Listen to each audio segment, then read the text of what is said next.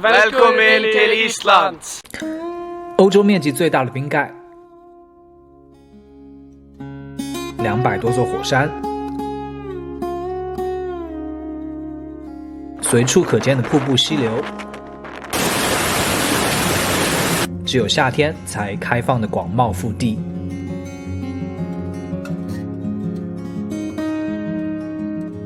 水晶沙滩、间歇泉、还好。北极光。冰岛曾多次被许多媒体评为全球最佳旅行目的地，这里的野性是只有你来了才能感同身受的，可能真的只限于旅行而已。这里北极圈和大西洋所带来的洋流使冰岛常年多雨大风，这里还是社恐的天堂，国土面积相当于浙江省，人口却只有37万。人们往往早有耳闻，冰岛是世界上最幸福的国家之一，但由于恶劣的天气，加上冬天只有4-5个小时的白昼，使得冰岛大约1/4的人口都患有不同程度的抑郁。今天呢，跟着我的镜头，让大家感受一下这里碾压爱尔兰、比肩瑞士的物价。想取2000克朗100人民币，然后做挑战要付这么多钱，欢迎来到冰岛系列。这2000块呢，大家看到我刚刚取的，将会是所有系列中花的最快的，因为我这2天在冰岛看了一下，物价超级的贵，所以今天可能大部分就是带你们在冰岛的城区逛一逛，可能买个吃也就快没了。现在这边是这个彩虹大街，大家看到吗？很漂亮的一条。然后这边是直接通到那个大教堂。在冰岛呢，因为太冷了，很少看到花。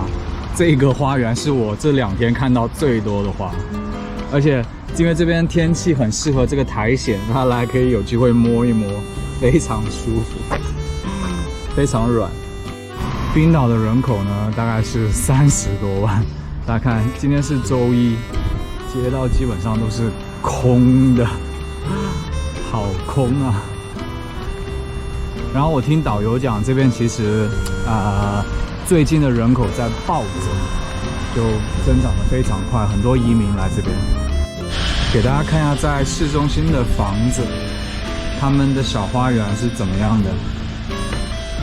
这一集成探索集了，因为这集的内容会非常的少，买不到东西，臭臭的。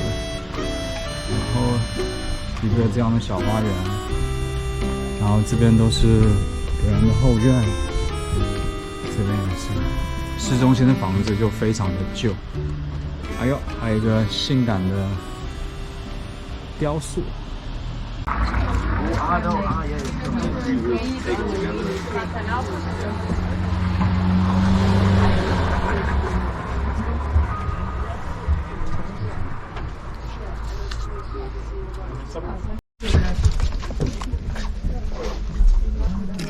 钥匙扣700。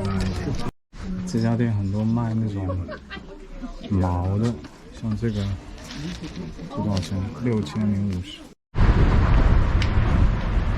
这个艺术品确实非常的北欧风，大家看这个很好看。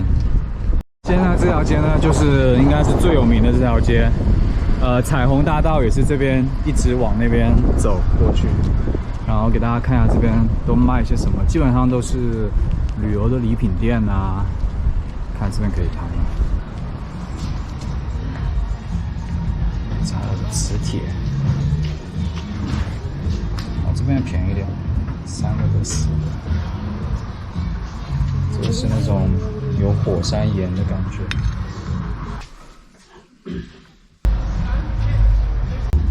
买这个吧。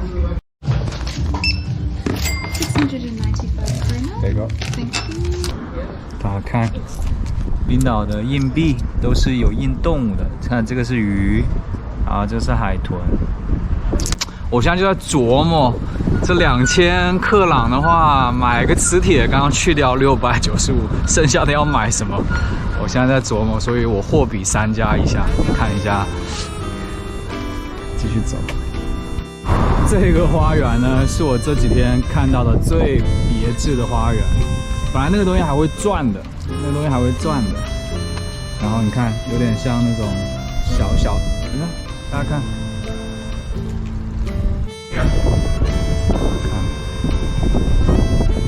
然后我看到一个非常好看的那个咖啡和茶的，我在想，这个应该花不了多少钱吧，因为我今天本来也没什么打算要买很多东西，只要留够钱给磁铁就好了。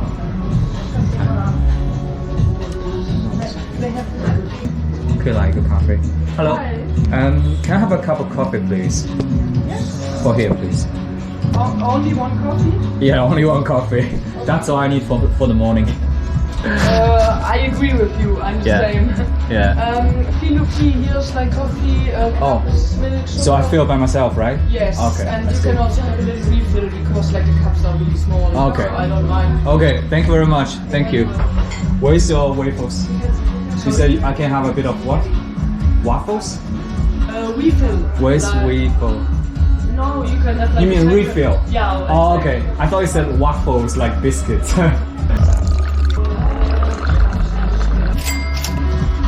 Thank you. Oh, that's new. 解锁新的一张钱。这一杯还不是那种现泡的，还是应该算是豆子磨的。Who made Reykjavik into an actual town, and later the capital, and today the only city in Iceland. 这个的冰岛文呢，就是主街的意思，等于是这条街呢是冰岛的第一条街。And actually, all the houses on Main Street is that it was made with timber, wood. These were the first timber houses in all of Iceland, actually.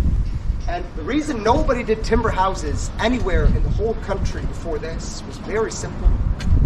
There were no trees. Yeah, there were no trees, no forests. So Steamy Bay is maybe a bit more accurate, but too late to change now. So you'll see Smoky Bay all over.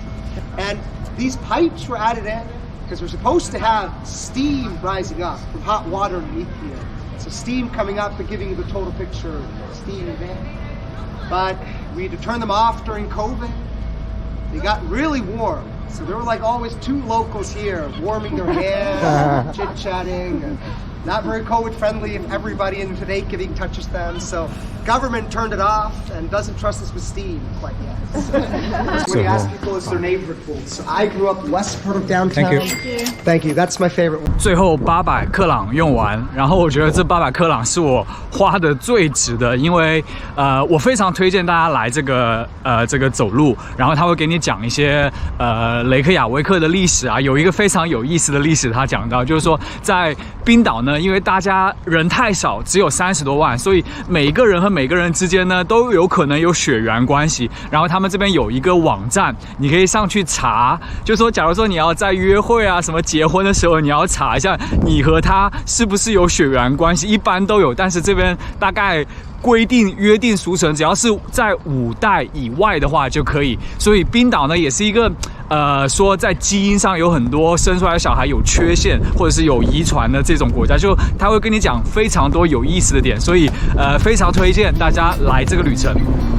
今天这个100元挑战，说实话，我刚开始在前面的时候我还以为内容不够，哪晓得一下这么多东西，然后最后留下这个5克朗回家做纪念。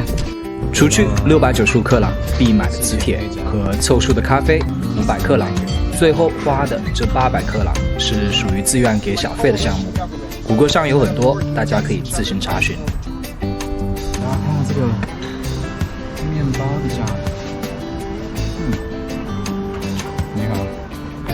首都其实很小，如果无聊不知道在市中心去哪玩的话，这个可以是一个很好的选择。旅途继续，下期再见。